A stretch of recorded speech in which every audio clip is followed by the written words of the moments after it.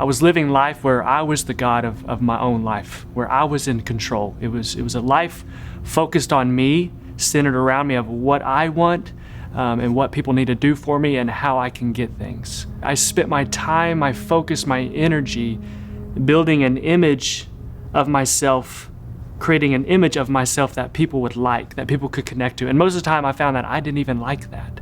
I was able to depend on my ability. I trusted my own skills, my character, my talents, my image, my personality, my resources. All of these things I was able to use to cope with the darkness that I was always experiencing in life. Like all the problems, I was able to deal with them myself. The darkness was getting to a level that was it was uncontrollable. Because of the depression and the darkness and the anxiety and the worry and the fear that I was dealing with, I started to drown myself with alcohol. Because the one thing I thought I could do like I had before is I wanted to escape. I started to drown myself in pornography. It brought me to this place where lust was controlling every part of me. It led me to be totally unfaithful in my marriage. It led me to do things I never thought I would do. It got to the point in my life where the world was screaming at me, the inside of me was screaming at me, and the enemy was screaming at me, just end it. Just end your life. Just be done with it. So I'm at my house and I'm overwhelmed with anxiety. I'm overwhelmed with fear and worry and stress. I'm shaking, I'm walking, I'm pacing in my house. And I'm trying to figure it out. I'm trying to think through it. I'm trying to escape it. I'm trying to hide it. I'm trying to get around it. I'm trying to okay, how can I fix this? Paul, how can you fix this and change this and make this better? And my mind cleared and a thought dropped in, and the thought was this in the midst of all of that stuff: I'm a zero.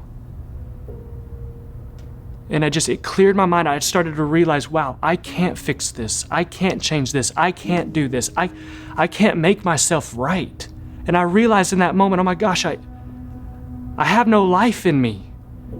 I have no life in me. And I just felt like the Lord just opened me up and made me realize, man, he said, Paul, dude, you've been living dead. You've been so focused on all these things you need to do and be and how to change things that you're dead in your sins.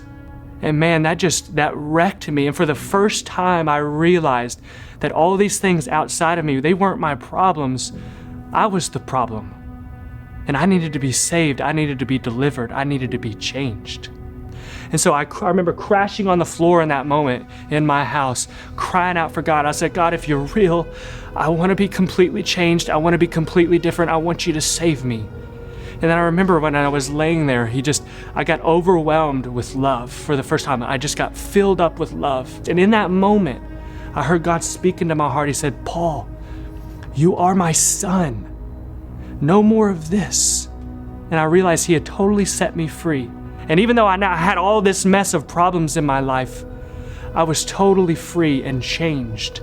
My eternity was totally different. God can heal any broken thing. God can restore any darkness.